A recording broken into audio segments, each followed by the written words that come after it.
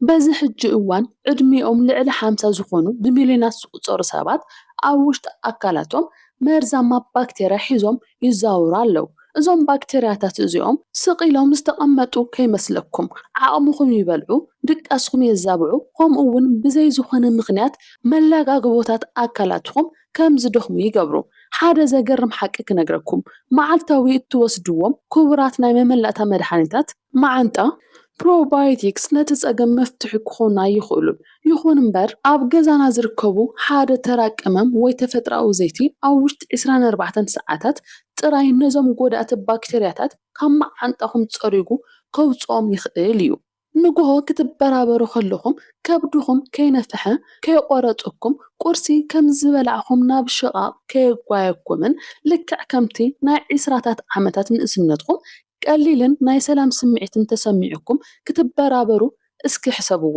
ሎሚ ንመዓንጣኹም ዘፅርዩ 8 ተፈጥራዊ መፍትሕታት ካብቲ ዝወሓደ ክሳብቲ ዝዓበየ ብቐደም ሰዓብ ክቕርበልኩም እየ ኣየናይ ብልክዕ ከም ዝሰርሕ ኣየናይ ድማ ንገንዘብኩም ጥራይ የባኽን ከም ዘሎ ብዝርዝር ክነሪአኩም ኢና ኣብዚ ቪድዮ ኣብ ቀዳማይ ደረጃ ተቐሚጡ ዘሎ ቅመም ኣብ ውሽጢ 48 ሰዓታት ጥራሕ 74 ሚእታዊ ዝኾን ጎዳእቲ ባክቴርያታት መዓንጣ ፀሪጉ ከም ዘጥፍእ መፅናዕትታት የርእዩ እዚ ቅመም እዚ ምናልባት ሕጂ እውን ኣብ ክሽናኹም ይርከብ ይኸውን ግን ኣጠቓቕማኹም ጌጋ ክኸውን ይኽእል እዩ ዕድመ ካብ 50 ምስ ሓለፈ ኣብ መዓንጣና ዘለው ጠቐምቲ ባክቴርያታት ኣብ መበል 10 ዓመት ብ40 ሚእታዊ ይቕንሶ ብሰንኪ እዚ እዩ ዝኾነ ዝኣክል probiotics ወይ መድሓኒታት እንተወሰድኩም ወይ ኣመጋግባኹም እንተስተኻኸልኩም ከብድኹም ክሓውዝ ዘይኻኣለ ምኽንያቱ ጎዳእቲ ባክቴርያታት ኣብ መዓንጣኹም ባዮፊልም ዝበሃል ዘይርአ መንደቕ ብምስራሕ ዝኾነ መድሓኒት ከይኣቱ ይከላኸሉ እዮም እዚ መከላኸሊ መንደቕ እዚ ክመክር ምስ ጀመረ ግን ኣብ ውሽጢ ሒደት ሰዓታት ናይ ከብድኹም መንፋሕቲ ይጠፍእ ናይ ርእሲ ዘይምርጋዕ ይለቅቕ ኣካልኹም እውን ምግቢ ናይ ምምጣጥ ዓቕሙ ክሳብ 50 ሚእታዊ ይውስኽ እቶም 8 ቅመማት ተሰሪዖም ዘለው ነዚ መከላኸሊ መንደቕ ሰይሮም ናይ ምእታዊ ዓቕሞም ክሳብ ክንደይ እዩ ዝብል ሳይንሳዊ ሕቶ መሰረት ብምግባር እዩ ክሳብ መወዳእታ ምክትታልኩም ነዚ ተፈጥራዊ ፈወስቲ መድሓኒታት ፍለጥዎም ካብ መበል 8 ክንጅምር ኣብ መበል 8 ደረጃ ተቐሚጡ ዘሎ ዘይቲ ኦሬጋኖ እዩ እዚ ኣብ ኢንተርኔት ብበዝሒ ርኢኹምዎ ትኾኑ ኢኹም ኦሬጋኖ ካርቫክሎር ዝበሃል ባክቴርያ ዝቃለስ ባእታ ኣብ ውሽጡ ሒዙ ኣሎ መፅናዕትታት ከም ዘርእይዎ ነዚ ን6 ሰሙን ምጥቃም ንጎዳእቲ ባክቴርያታት ብ8 ሚእታዊ ይቕንሶም እዚ ዘይቲ እዚ ፅቡቕ እንተኾነ እውን ነቲ ፀገም ግን ካብ ላዕሊ ጥራሕ እዩ ዝትንክፎ ዘይቲ ኦሬጋኖ ናብቲ እቶም ኣዝዮም ሕማቃት ባክቴርያታት ዝተሓብኡሉ ዓሚቕ ክፍሊ መዓንጣ ዘሊቑ ናይ ምእታዊ ዓቕሚ የብሉን ማይሎሚን ኦሬጋኖ ክሰርሕ ማእኸላይ ኣሲዳማ ኩነታት እንተፈጠረሉ እውን ንበይኑ ግን ጣዕሚ ዘለዎ ማይ ጥራይ እዩ ብተወሳኺ ንጹህ ዘይቲ ኦሬጋኖ ኣዝዩ ሓያል ስለ ዝኾነ ንጎረሮኹም ከንደው ወይ ንመንደቕ ከብድኹም ከቆጥዖ ይኽእል እዩ ክትፍትኑ እንተደሊኹም ክልተ ነጠብታት ዘይቲ ኦሬጋኖ ኣብ ሓደ ብርጭቆ ለብ ዝበለ ማይሎሚን በፅብፅዎ ብፍጹም ብባዶ ከብዲ ከይትወስድዎ ግን ካብዚ ዓብይ ተኣምር ኣይስፀበዩ ነዚ ኣገባብ እዚ ካብ 10 ነጥቢ 2 ንሃቦ ምኽንያቱ ኣገዳሲ እንተኾነ እውን ንበይኑ ግን እኹል ስለ ዘይኾነ እዩ ኣብ መበል 8 ደረጃ ዘቐመጥናዮ ጥረ ጻዕዳ ሽጉርቲ ምስ መዓር ማኑካ ምሕዋስ እዩ ጻዕዳ ሽጉርቲ ብተፈጥራዊ አንቲባዮቲክ ወይ መከላኸሊ ሕማም ተባሂሉ ብዙሕ ይውሰድ እዩ ኣብ ውሽጡ ኣሊዝን ዝበሃል ንጎዳእቲ ባክቴርያታት ዝቐትል ባእታ ሒዙ ኣሎ መፅናዕትታት ከም ዘርእይዎ ጻዕዳ ሽጉርቲ ን4 ሰሙን ምጥቃም ንጎዳእቲ ባክቴርያታት ብ12 ሚእታዊ ይቕንሶ እዚ መፍትሒ እዚ ጽቡቕ እንተመሰለ እውን ሓደ ፀገም ግን ኣለዎ ጻዕዳ ሽጉርቲ ካብ 10 ደቂቕ ኣብ ዘይበልጽ ግዜ ኣብ ስራሕ እንተዘይውዒሉ እቲ ባእታ ኣብ ውሽጢ 1 ሰዓት ይጠፍእ እዩ ናብቲ መብዛሕትኦም ሕማቃት ባክቴርያታት ዘለዎም ታሕተዋይ ክፋል መዓንጣ ክሳብ ዝበፅሕ ሓይሉ ይጠፍእ መዓር ማኑካ ድማ ንጽቡቓት ባክቴርያታት ምግቢ ዝኸውን ባእታ እንተሃለዎ እውን ኣብ ዕዳጋ ዘሎ መብዛሕትኡ መዓር ማኑካ ግን ኦሪጅናል ናይ ሓቂ ኣይኮነን። ነቲ ትክክለኛ UMF 15 ፕላስ ዝተባሃለ እንተዘይረኺብኩም ሽኮር ጥራይ ትበልዑ ከም ዘለኹም ቁፀርዎ። መብዛሕትኡ ሰብ ጻዕዳ ሽጉርቲ ዝበልዓሉ ብጌጋ መንገዲ እዩ። መጀመርያ ድቁስ ኣቢልኩም እቲ ባእታ ምእንቲ ክበራበር ን10 ደቂቃ ክተጽንሕዎ ኣለኩም። ስለዚ ሓደ ፍረ ጥረ ጻዕዳ ሽጉርቲ ብምድቋስ ን10 ደቂቃ ተጸበዩ። ድሕሪኡ ምስ ሓደ ሻሂ ማንካ ትክክለኛ መዓር ማንዩካ ሓዊስኩም ቅድሚ ቁርሲ ውሰድዎ። ኣብ ትንፋስኩም ጽቡቕ ስምዒት ልኸይህልዎ ይኽእል እዩ፣ ግን ንሓፂር ግዜ ስለ ዝኾነ ክትዕገሱ ይግባእ። ነዚ ኣገባብ እዚ ካብ 10.3 ንሃቦ። መበል 6 መፍትሒ ሻሂ ቁርንፉድ ቀረፋ ሲሎንን እዩ። ሕጂ ናብቲ ዝሓሸ መፍትሒ ንመጽእ ኣለና። እዚ ውህደት እዚ ኣዝዩ ደስ ዝብል ዝኸውን ክልቲኦም ቀመማት ነቲ መከላኸሊ መንደቕ ባክቴርያ ወይ ባዮፊልም ናይ ምስባር ዓቕሚ ስለ ዘለዎም እዩ። ቁርንፉድ ዩጆነል ዝበሃል ሓያል ባክቴርያ ቀታሊ ባእታ ሒዙ ኣሎ። ቀረፋ ሲሎን ድማ እቶም ሕማቃት ባክቴርያታት ነንሕድሕዶም ዝረኣድኡሉን መከላኸሊ መንደቆምን ዝሃንጹሉ ምልክት የባላሽዎ። መጽናዕታት ከም ዘርእይዎ እዚ ውህደት እዚ ኣብ 3 ሰሙን ውሽጢ ንጎዳእቲ ባክቴርያታት ብ18 ሚእታዊ ይቕንሶ። ግን ግድን ቀረፋ ሲሎን ክኸውን ኣለዎ።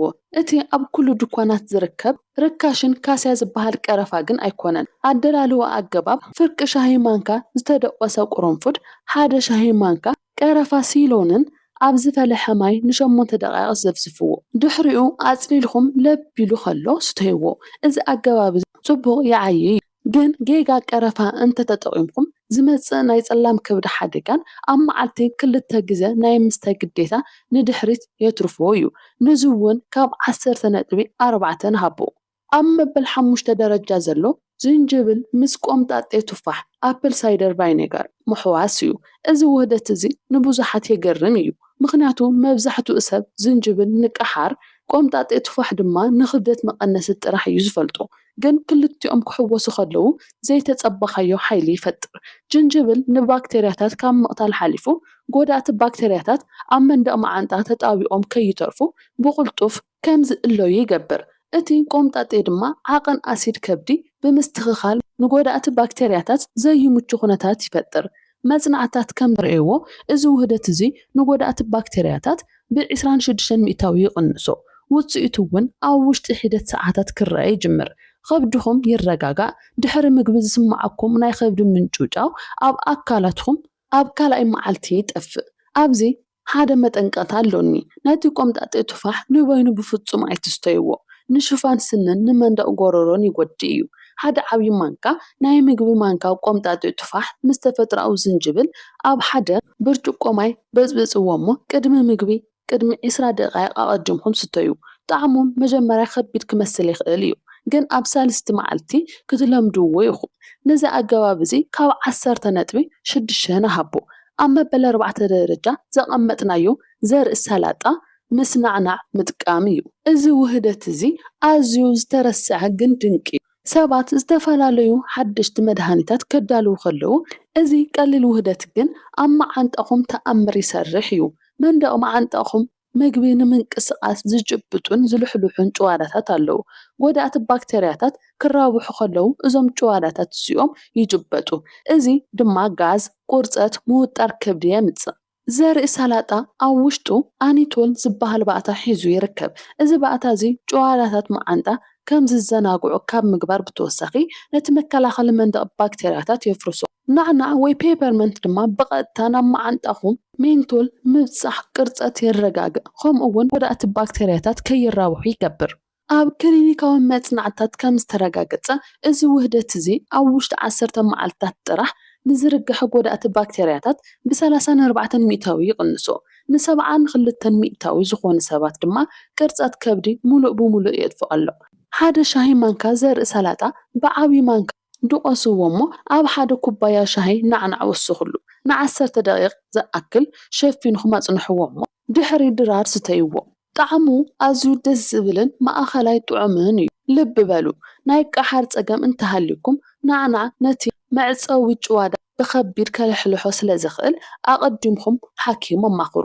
ነዚ ኣገባብ እዚ ካብ 10 ነጥቢ 8 ንሃቦ። ሳልሳይ ዕርዲ ምስ ጸሊም በርበረን ዘይቲ ኮኮናትን ተሓዋዊሱ እዩ። ዕርዲ ቅድሚ 10 ዓመት ኣዝዩ ፍሉጥ ኮይኑ ነይሩ፣ ግን ብዙሕ ዝበሃለሉ ዝነበረ ነገር መሰረት ዘይነበሮ እዩ። ይኹን እምበር ንጎዳእቲ ባክቴርያታት መዓንጣ ኣብ ምቕታልን ነቲ ዘይርአ መከላኸሊ መንደቕ ወይ ባዮፌን ኣብ ምስባርን ዓብዪ ሓይሊ ኣለዎ። ኣብ ውሽጢ ዕርዲ ዘሎ ኩርኩሚን ዝበሃል ባእታ ንበይኑ እንተተወሲዱ ግን ኣካልና ክመጦ ዝኽእል ካብ 3 ሚእታዊ ዝወሓደ ጥራሕ እዩ። ኣብ ጸሊም በርበረ ዘሎ ባእታ ግን ዕርዲ ኣብ ኣካልና ናይ ምምጣጥ ዓቕሙ ብክልተ ሚእታዊ ይውስኾ። እቲ ዘይቲ ኮኮናት ድማ ዕርዲ ኣብ ስብሒ ዘሎ ዝመክኽ ብቐሊሉ ናብ ደም ክኣቱ ይሕግዙ። ኣደላለዋ ኣገባብ ሓደ ሻሂ ማንካ ዝተደቆሰ ዕርዲ፣ ርብዒ ሻሂ ማንካ ጸሊም በርበረን ሓደ ዓብዪ ማንካ ዘይቲ ኮኮናትን ሓዋዊስኩም ከም ቅብኣት ጌርኩም ኣዳልይዎ። መዓልታዊ ንጉሆ ንጉሆ ብልብ ዝበለ ማይ ውሰድዎ። ጣዕሙ ቁሩብ ክኸብድ ይኽእል እዩ፣ ግን ጥዕና መዓንጣኹም ክትብሉ ክትኽእልዎ ኢኹም። ነዚ ኣገባብ እዚ ካብ 10 ነጥቢ 8 ንሃቦ። ኣብ ካልኣይ ደረጃ ዘሎ ብበርበሪን ዝሃብተመ ጎልደን ሲልን ሻሂ ጅንጅብልን እዩ። ጎልደን ሲል ኣብ ውሽጢ በርበሪን ዝበሃል ባእታ ብዝለዓለ መጠን ሒዙ ይርከብ። እዚ ባእታ እዚ ንባክቴርያ ኣብ ምቕታል ካብ ዝኾነ ቅመም ንላዕሊ ሓያል እዩ።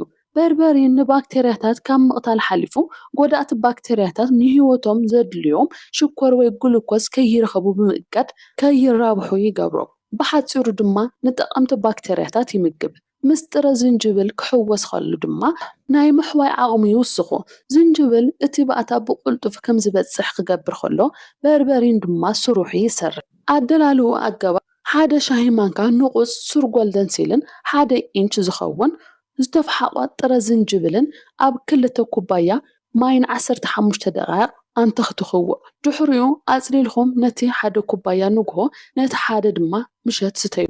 ከም ዝተዳለወ ብኡ ንብኡ ስተይዎ፣ ምክንያቱ እቲ ናይ በርበሪን ባእታ እንተጸኒሑ ጥቕማ ይህልዎን።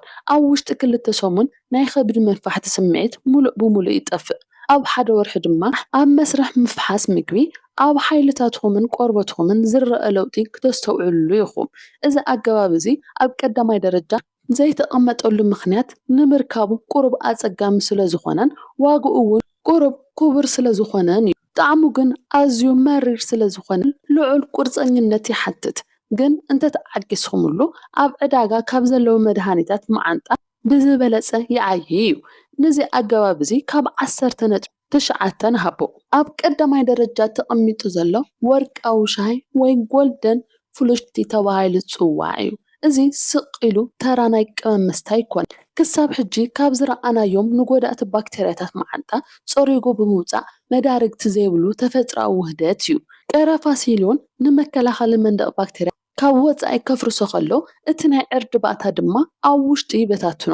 እቲ ጸሊም በርበረ ድማ ናይ ክልቲኦም ቅመማት ናይ ምስራሕ ዓቕሚ ክሳብ 2% ወይ ድማ 2 ሚእታዊ የዕብዮ። እዚ ወርቃዊ መጽረይ ፍሉይ ዝገብሮ ግን ምጥፋእ ጥራሕ ዘይኮነስ እንደገና ከም ብሓድሽ ምህናፅ እውን ስለ ዝኾነ እዩ። ጎዳእቲ ባክቴርያታት ክእለዩ ከለዉ እቲ ቀረፋን ዕርድን ጠቐምቲ ባክቴርያታት ንኽራብሑ ምቹው ኩነታት ይፈጥሩ። እዚ ማለት ንጸላ ኣባሪርካ ነቲ ግዝኣት ንፈታዊ ከም ምርካብ ማለት እዩ።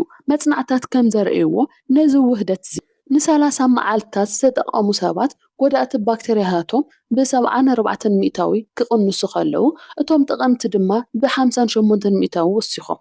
ኣብ ውሽጢ ሒደት ሰዓታት ከብድኹም ስቕ ይብል፣ ኣብ ሰሙናት ድማ ህይወትኩም ይልወጥ፣ ዓቕምኩም ይምለስ፣ ናይ ርእሰ ምስትንታን ይጠፍሑ፣ መልግቦታትኩም ሕማም የቋርፁ፣ ድቃስኩም ይስተኻኸል። ምክንያቱ መዓንጣኹም ናብ ርእሱኹም ናይ ጭንቀት መልእኽትታት ምስዳድ ስለ ዘቋርፅ። ኣደላለዋ ኣገባብ ፍርቂ ሻሂ ማንካ ቀረፋ ሲሎን ፍርቂ ሻሂ ማንካ ዕርዲ ከምኡ እውን ርብዒ ሻሂ ማንካ ሓድሽ ዝተጠሓነ ጸሊም በርበረ ኣብ 1 ብርጭቆ ለብ ዝበለ ማይ በፅብፅዎ። ፍርቂ ዓብዪ ማንካ ዘይቲ ኮኮናት ወስኹሉ እሞ መዓልታዊ ንጉሆ ብባዶ ከብዲ ስተይዎ። ብባዶ ከብዲ ምዃን እቲ ባእታ ብቁልጥፍ ናብ ደም ክኣቱ ይሕግዝ። ኣብዚ 2 መጠንቀቕታታት ኣሎኒ። ቀዳማይ ዕርዲ ቀልቀልኩም ወይ ድማ ፍታንኩም ናብ ብጫ ሕብሪ ክቕይሮ ይኽእል እዩ። እዚ ልሙድ ኮይኑ ዝኾነ ጉድኣት የብሉን። ካልኣይ ቀረፋ ሲሎን ደም ቁሩብ ከቕጥኖ ስለ ዝኽእል ደም መቕጠኒ መድሃኒት ዋርፈሪን ዝኣመሰሉ ትወስዱ እንተኾይንኩም ሓኪም ኣማኽሩ።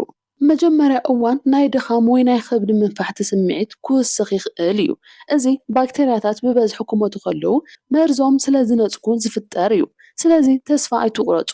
እዚ ማለት ኣካልኩም ይፀሪ ኣሎ ማለት እዩ። ነዚ ድማ ብዙሕ ማይ ምስታይ ጽቡቕ እዩ። ብወርቃዊ መጽረይ ጽባሕ ንግሆ ጀምሩ። መዓንጣኹም ይኹን ሙሉእ ኣካልኩም ከመስግነኩም እዩ። እዚ ቪድዮ እንተፈቲኹምዎ ላይክ፣ ሰብስክራይብ ግበሩ። ጥዕና ይሃበለይ።